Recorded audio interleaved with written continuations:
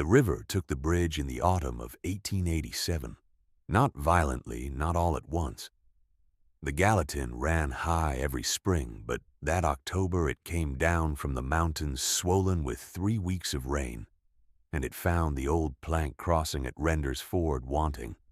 A center span gave first, folding down into the current with a sound witnesses described as a single flat report, like a rifle fired into mud. The remaining sections followed over the next 2 days, each one leaning and then releasing, until nothing remained on either bank but a pair of stone pilings jutting from the water like broken teeth.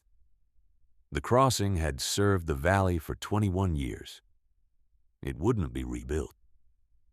The county had already platted a wagon road 12 miles north around the elbow of the river, and the men who made such decisions decided that the ford at Renders was no longer worth the cost of timbering. That determination suited the county's ledger. It did not suit the fact that on the far side of the river, 300 yards into the timber, a house sat waiting. Wren Alcott was 26 years old when she arrived in Gallatin County with a surveyor's transit slung across her back and $11 folded into the watch pocket of her coat.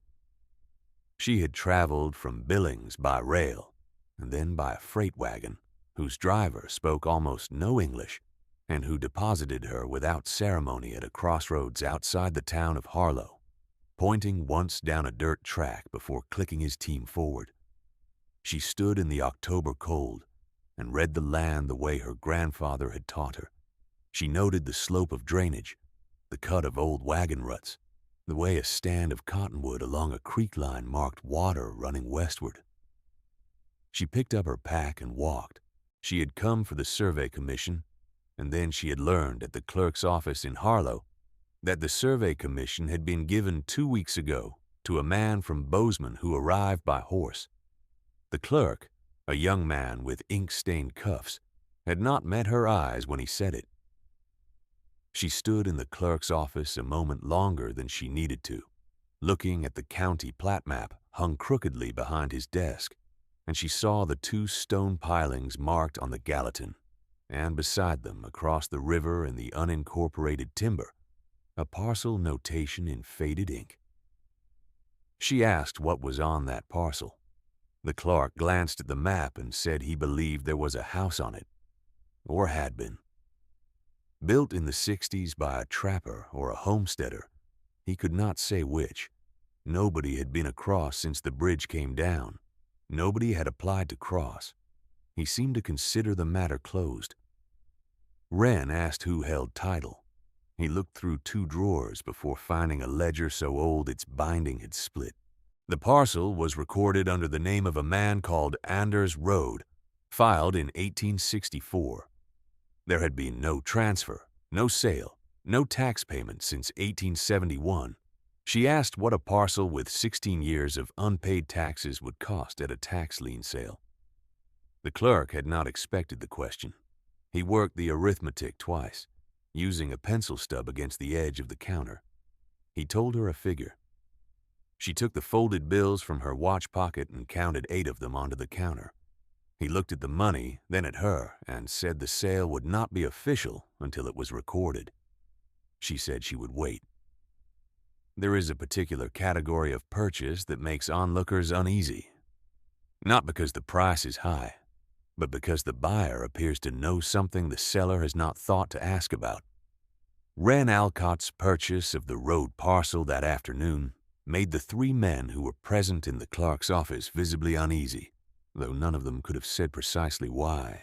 One of them laughed when she was gone, a short, uncomfortable sound, and said she had bought herself a house she could not reach.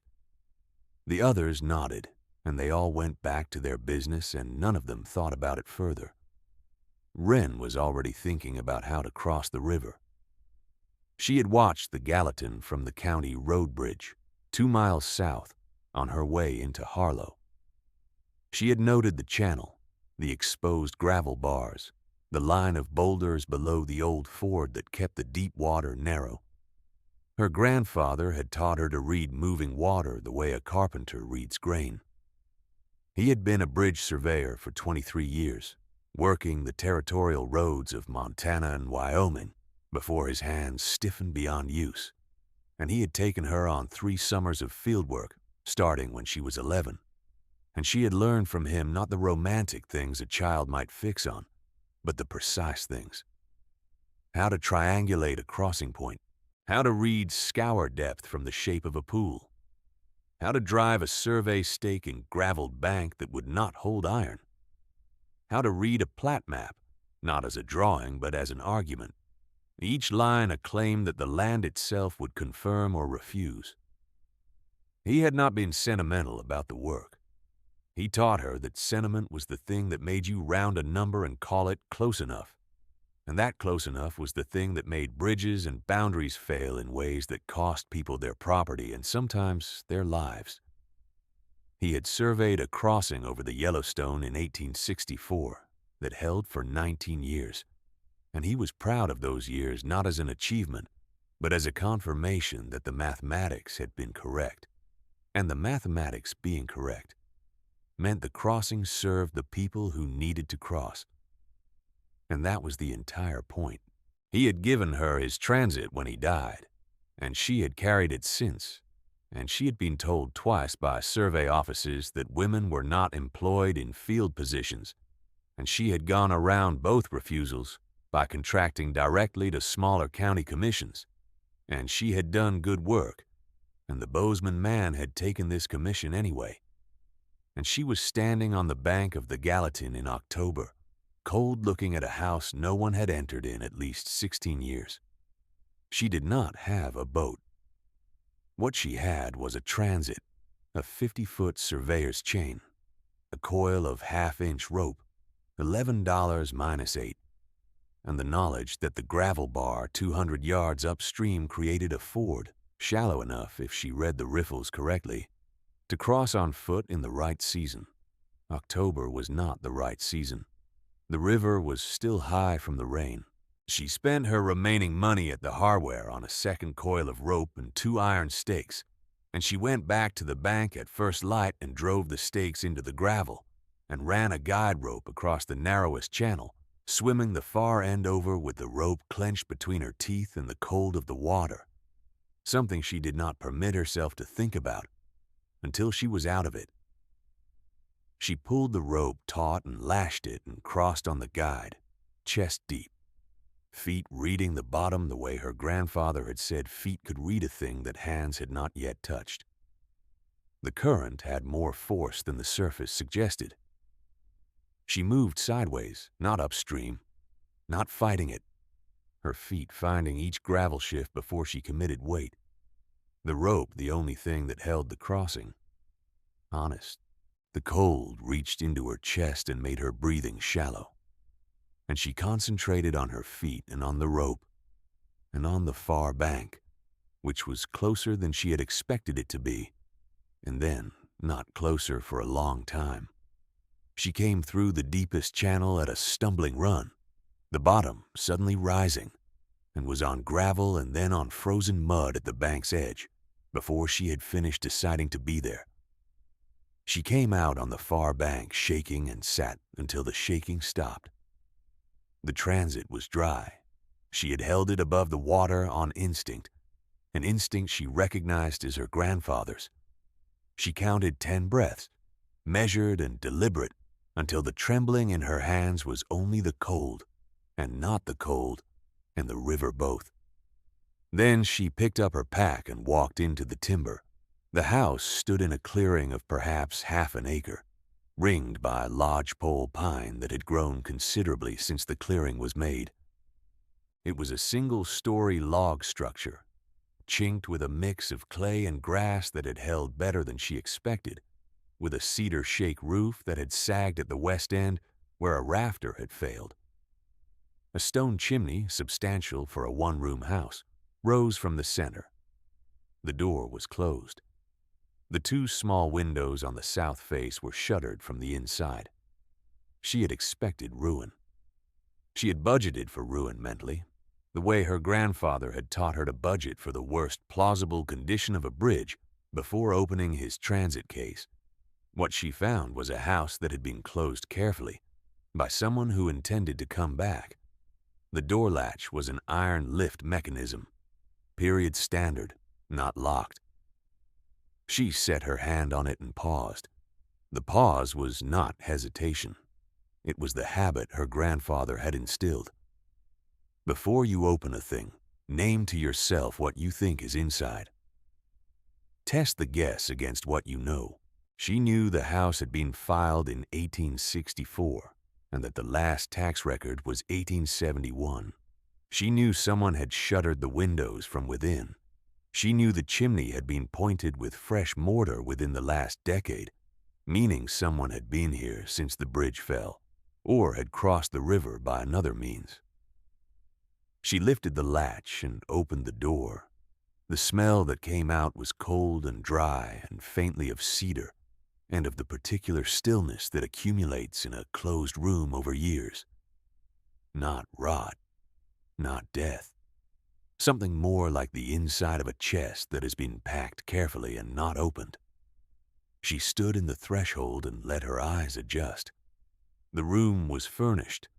A plank table, 2 chairs, a narrow bed frame against the north wall, a wood stove with a covered pot still sitting on its surface, a shelf of tools above the far window, each one hung on its peg, a draw knife, a hand brace, a spoke shave, a small mallet with a cracked handle wrapped in wire to keep it together, each tool clean and dry, an oil lamp on the table with oil still in it, a wooden trunk against the east wall, iron banded with a latch hasp but no padlock, 3 pegs beside the door holding a man's canvas coat, a woman's wool cape, and a child's small jacket.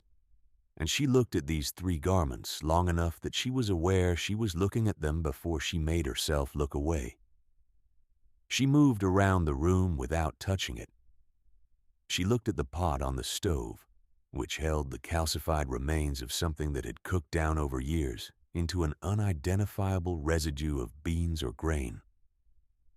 She looked at the 2 plates on the shelf above the table, and the 2 tin cups, and the 1 small porcelain cup that did not match the others and had a chip in the rim that had been sanded smooth by habit.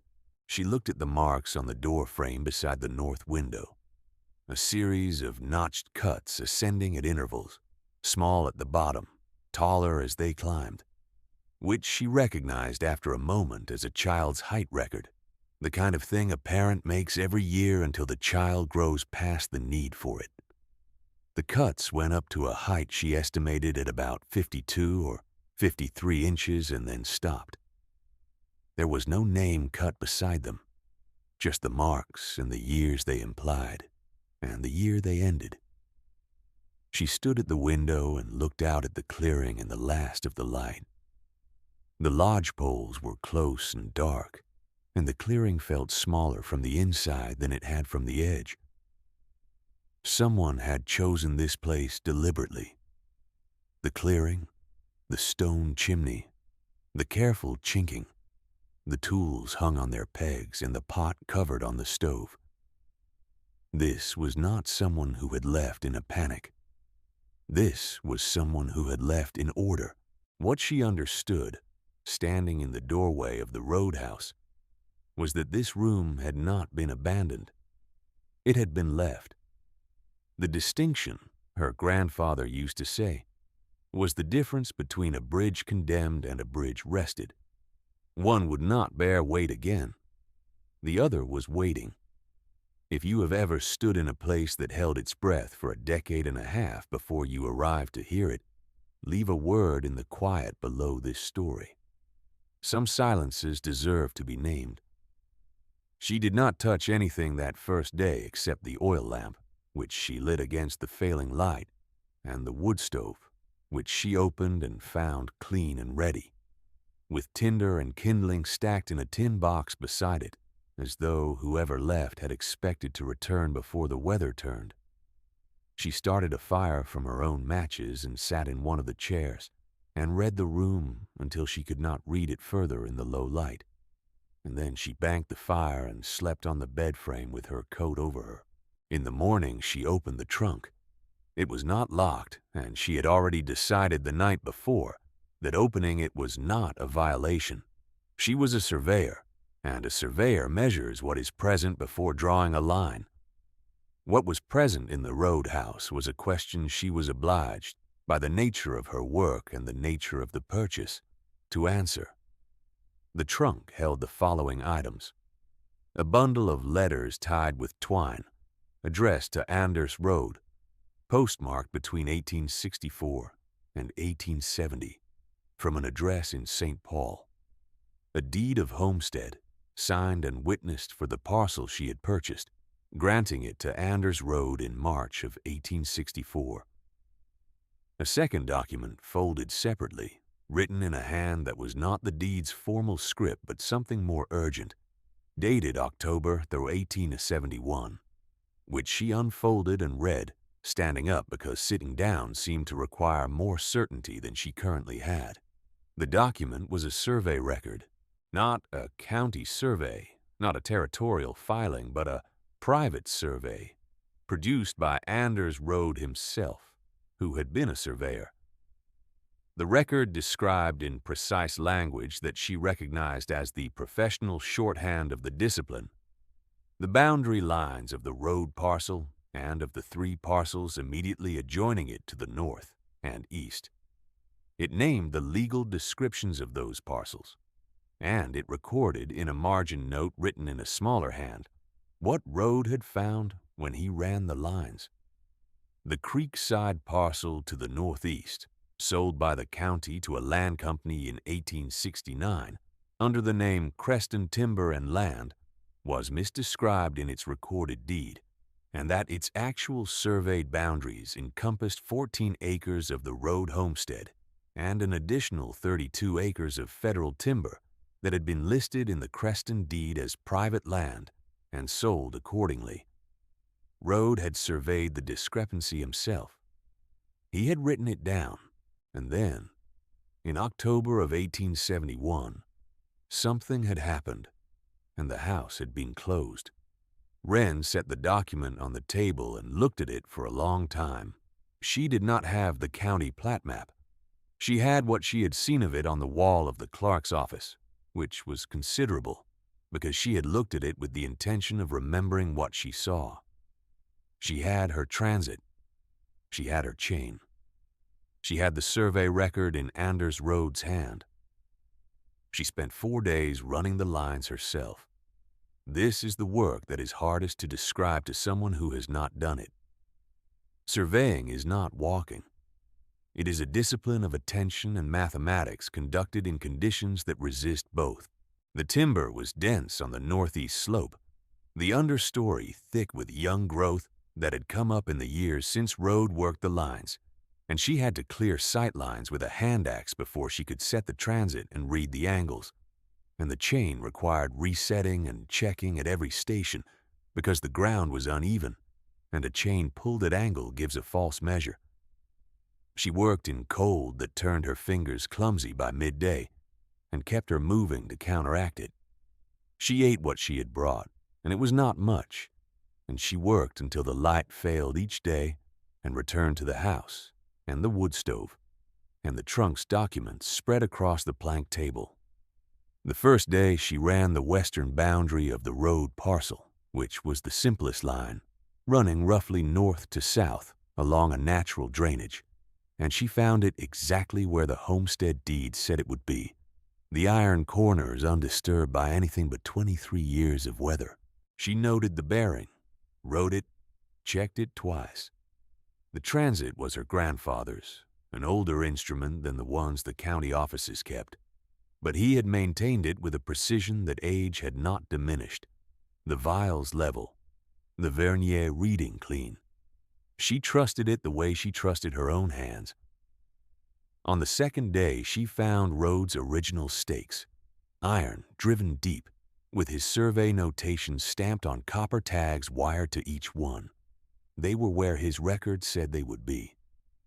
She held one of the tags in her palm and read the stamped figures against what was in the record, matching bearing to bearing, distance to distance. They agreed to within a fraction of a degree. A careful man, Lena Road would say later, and standing on that slope with the copper tag cold in her palm, Wren understood what the phrase meant at its full measure.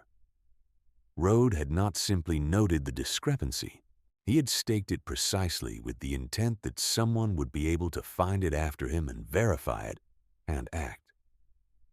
The third day she spent on the northeastern corner where the Creston boundary had been described in the county deed. She set the transit on the recorded bearing and walked the distance.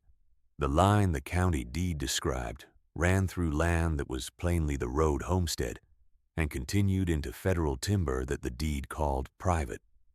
She measured it 3 times from 3 different setup points, and the result was the same each time. She wrote each reading in her notebook and underlined the measurements that contradicted the deed.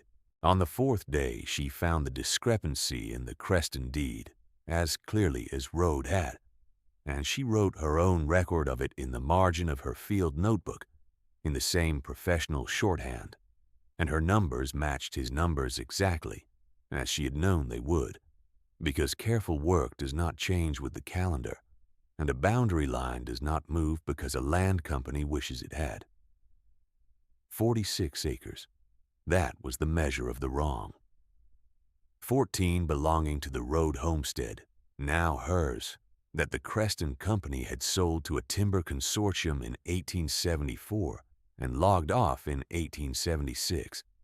32 acres of federal timber they had also logged and sold, describing it in their deed as private land. Road had found this in 1871.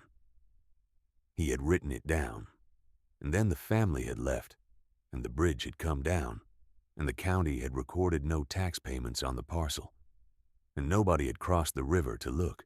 She did not know yet what had happened to Anders Road, and the woman whose wool cape still hung beside the door, and the child whose small jacket hung beside it. She thought she would need to know. It was on the 6th day, while she was returning from the northeast line in the late afternoon, that she found the second stake. It wasn't a survey stake. It was a wooden post, driven into the south bank of the small creek that formed the parcel's eastern boundary, and on it was affixed a tin plate with words stamped into it that she had to crouch to read in the failing light. The words read Creston T&L posted, 1872. Road had filed his survey record in October 1871. The Creston posting was 1872. She crouched in the cold beside the post and understood what had happened in the sequence, even without knowing the precise mechanisms. A man had found a fraud, written it down, and the following year the fraud's architects had moved the boundary. She pulled the post from the ground and carried it back to the house and added it to the evidence on the table. Before you read the rest of this, know that what follows took months. The telling compresses what the doing refused to. A surveyor knows this better than most. The map is not the territory, and the record is not the labor that produced it. She crossed the river back to Harlow on the 7th day. She had her field notebook, Anders Road's survey record, the Creston posting stake, and the deed documents from the trunk. She went first not to the clerk's office but to the postal agent, and she asked whether there were forwarding records for any mail addressed to Anders Road at the Renders Ford address. The postal agent was an older woman who ran the office with a methodical patience that reminded Wren of her grandfather, and she looked through her files without comment and found a single entry, a forwarding address in Helena, updated in November 1871, for correspondence addressed to Road. Wren wrote the Helena address in her field notebook and thanked her. She went then to the county land office and asked for the recorded deed history on the Creston timber and land parcel. The clerk in this office was not the same young man who had sold her the tax lien. This one was older, and when she put her survey record and her field notebook on his counter and explained what she had found, he looked at the documents for a long time, and then asked if she had been across the river. She said she had. He asked how. She told him. He did not comment on this. He pulled the Creston deed from the files himself. He spread it beside her survey record. He looked at the legal description and then at her recorded bearings and distances. And she watched him work through the arithmetic, and she watched the moment he understood. He said, "This is a material discrepancy." She said it was. He said the Creston Company had dissolved in 1883, but that its successor interest was held by the Harlow Valley Timber Association, which was very much active and which owned several hundred acres in the county, including the parcel in question. She said she understood that, and that she believed the proper filing was with the Territorial Land Commissioner in Helena, and that she intended to make it, and that she would be grateful if the county would produce certified copies of the relevant deeds for that purpose. He produced them. He did not make her wait long. She thought, walking out of the land office into the cold October air with the certified copies in her surveyor's bag, that sometimes a thing is wrong in a way that is so clear on paper that the paper itself becomes the argument. She wrote to the Helena address that week. The letter was brief and professional. She had acquired the road parcel. She had found the survey record left by Anders Road. She had resurveyed the lines and confirmed the discrepancy, and she wished to know whether Anders Road or his heirs had any interest in pursuing the matter with the Territorial Land Commissioner. The reply came in 3 weeks. It was written by a woman named Lena Road, who identified herself as Anders Road's daughter, now 31 years old and living in Helena with her husband and 2 children. She wrote that her father had died in the winter of 1872, a year after leaving the homestead. She wrote that her mother had been unable to pursue the survey matter without the documents her father had left in the house, which they had been unable to reach after the bridge fell in 1887. She had not known the documents were still there. She had not known the parcel had been sold for taxes. She wrote these facts plainly, without evident bitterness, in the manner of someone who had long since accepted a series of losses and was now simply accounting for them. At the bottom of the letter she wrote, "He was a careful man. He would have been glad you found his stakes." Wren filed with the Territorial Land Commissioner in December. She traveled to Helena by rail with her documents in a leather portfolio she had oiled and buckled twice before leaving, and she presented herself at the commissioner's office on a Thursday morning in the 3rd week of the month. The clerk who received her was precise and businesslike, and he noted each document as she laid it on his counter and wrote his own description of each in the intake ledger. When she placed Rhodes' original survey record on the counter alongside her own, the clerk paused and looked at the 2 documents side by side without comment for a moment before writing his entry. She brought her survey record, Rhodes' original survey record, the certified county deed copies, the Creston posting stake, and Lena Rhodes' letter attesting to her father's work and her family's departure.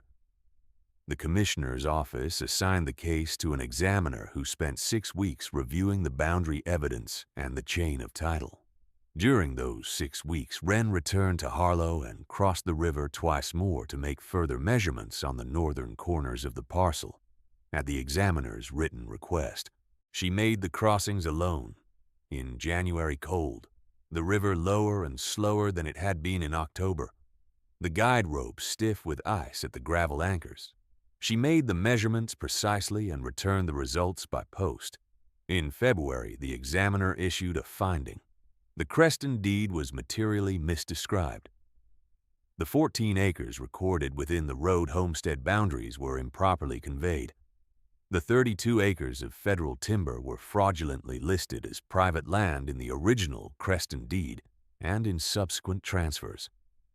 The Harlow Valley Timber Association's title to those acres was defective. The association's counsel filed 2 objections over the following month, and both were denied on the merits of the survey evidence.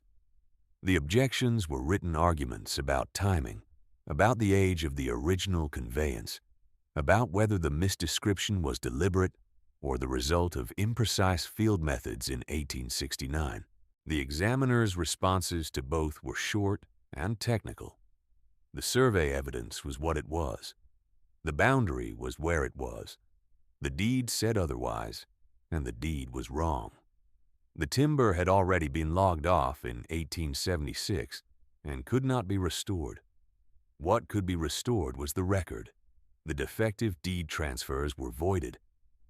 The federal acres reverted to the territorial government. The 14 acres were returned to the road parcel, now Wren's. Compensation for the logged timber, assessed against the Creston successor interest, was paid in 2 installments to the Territorial Land Office and distributed in part to the Road estate, which meant to Lena Road, who was the sole heir. The Harlow Valley Timber Association did not fail as a result.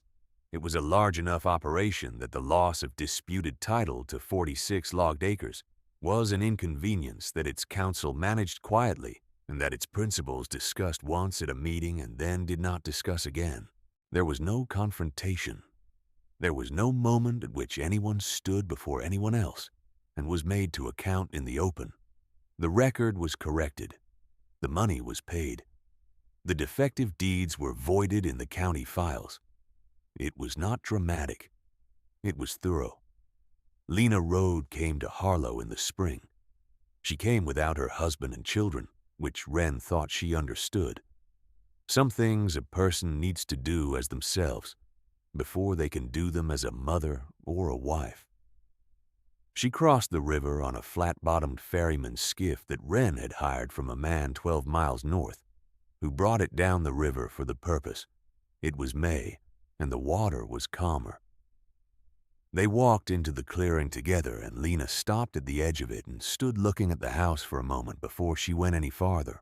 Wren had brought the house back to order over the winter months, crossing on the guide rope in good weather and making repairs to the failed rafter and the west end of the roof, replacing the chinking in 2 courses of the north wall where it had crumbled. She had also replaced the tinder in the tin box beside the stove with dry cedar shavings, and she had split a 1/4 cord of lodgepole and stacked it under the overhang on the south side. The house was sound. The 3 garments still hung on their pegs beside the door. She had not moved them. It had not seemed to her that was her decision to make. Lena went in first. She was inside for some time. Wren waited in the clearing, standing at its edge where the lodgepoles began, giving the house the privacy it seemed to require. The light came through the pines at a spring angle, and a pair of nuthatches worked the bark of a dead tree at the clearing's north edge, and the only sound was their tapping, and the river, distant and low, audible in the places where the timber thinned. It was a different sound than in October. The river in May was still moving with purpose, but had lost the edge of urgency that the autumn rains had given it. It sounded settled. When Lena came back out, she carried the wool cape over her arm. She stood for a moment outside the door, looking at the clearing, and then she looked at Wren with an expression that had some grief in it, and something else that was quieter than grief and harder to name. She did not say anything about the cape, and Wren did not ask. They sat on the south step in the May sun, which came through the lodgepoles at a warm angle, and Lena asked how Wren had come to be here at all, and Wren told her the plain version. The survey commission that fell through, the plat map on the clerk's wall, the notated parcel, the tax lien price. Lena listened without interrupting, and when Wren finished, she sat quietly for a moment. Then she said, "You crossed that river alone?" Wren said she had. Lena said, "He would have done exactly the same thing." She meant her father. Wren understood that. They ate a cold meal from Wren's pack, sitting on the step in the sun, and they talked about the lines her father had run and the stakes she had found, and the precision of his work, which had held true across 16 years, and a river, and a collapsed bridge, and a family's dispersal, and an uncertain chain of title. Wren told her that the copper-tagged stakes were still in the ground on the northeast line, exactly where the survey record placed them. Lena said that sounded right. She said he had used copper tags because iron rusted illegible. She said he had told her once that a stake was only as good as the record it matched, and a record was only as good as the stake that agreed with it. She said it in a way that suggested she had been waiting a long time to repeat that particular teaching to someone who would know exactly what it meant. Wren thought about that on the walk back to the river in the late afternoon. She thought about the transit still strapped to her back, which had been her grandfather's, and about the way certain kinds of knowledge do not depreciate in the hands they pass through, but accumulate weight, becoming more rather than less true as the years compound. Her grandfather had surveyed territorial roads. Anders Road had surveyed a wrong and written it down, and driven copper-tagged stakes into the ground, and left the record in a trunk in a house on the far side of a river. She had walked across that river in October, cold with a rope between her teeth, and found it. The transit was heavy on her back, and she was accustomed to its weight. Lena took the wool cape back to Helena, the child's small jacket she left on its peg. She said she did not know whose it had been. One of the neighbors' children who had used their house sometimes, she thought. And she did not want to carry something she could not name. She said Wren was welcome to the house if she wanted it, or to sell it or leave it, whatever suited her purposes. The parcel was Wren's by purchase and by the restored record both. Wren said she would think on it. She thought on it while she walked the line back to the ford, which she crossed now on the flat-bottomed skiff with Lena, the ferryman working the pole against the current while the May light moved across the water in wide bands. She thought on it over the next weeks while she finished the roof repair and walked the boundary lines again, reading them the way a surveyor reads a thing that has already been read by someone careful, checking, confirming, letting the agreement between the stakes and the record settle into certainty. By June, she had decided. She did not sell the parcel. She did not leave it. She applied to the county for a grant of right-of-way for a foot crossing at the old ford, and she spent the summer working it with a man from Harlow who knew timber framing, a quiet, methodical man named Earl, who did not ask unnecessary questions and who understood, without her needing to explain it, that the pilings were sound and the work was about putting a span between them, not about replacing the piling work the river had already validated. They built the deck from Douglas fir sawn at a mill 8 miles north, each plank chosen for width and lack of warp, and they pegged the railings with hardwood dowels cut from ash. The timbers came across on the ferryman's skiff in sections. The work was slow and required more rope rigging than either of them had initially planned, particularly for the center span, which needed to be lifted into position in one piece, and which had to be done at low water in August when the Gallatin was at its most patient. It took 3 months. The bridge opened in September of 1888, almost exactly a year after the old one fell. It was narrow, a foot crossing only, not wide enough for wagons, but it was sound, and it was built on the same pilings the county had abandoned, and it would stand on the Gallatin at Render's Ford for 31 more years. Wren moved into the roadhouse that autumn. She kept the child's jacket on its peg. She hung her grandfather's transit on the shelf above the far window, beside the tools Anders Road had left on their hooks. And she built her practice from that house, contracting to 3 county commissions over the following years and to 2 railroad surveys after that, her name appearing in the territorial survey records in the clean professional shorthand she had learned from her grandfather and that Road had also used, as though the same discipline had produced the same notation through different hands a generation apart. She crossed the footbridge each time she came and went, the planks familiar under her feet in all weathers, the river below loud in spring and quiet in the dry months of summer. Rhodes' survey record she filed with the Territorial Land Office as part of the correction proceedings, and a certified copy was returned to her, which she placed in the trunk with his letters and his homestead deed. The trunk sat against the east wall where it had always been. The stakes were still in the ground on the northeast line, the copper tags tarnished but legible, the iron still true. She walked that line every year in early spring in the weeks before the ground softened entirely, when the snow was off the slope but the frost was still in the soil below and the tags were bright against the dead grass. She read the boundary the way a careful person reads a thing they intend to keep. The ground was always, as the record said. It usually is, when the record was made by someone who measured before they marked. If this story stayed with you, tell me what you think she found in that house that mattered most. And if you want to hear about another woman who crossed something others would not, there is one more story waiting. This story is a work of historical fiction.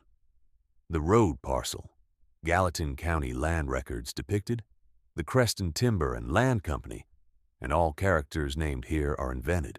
Survey practices, timber deed fraud methods, and territorial land commissioner procedures are depicted in a manner consistent with late 19th century Montana practice, but shaped for narrative purposes.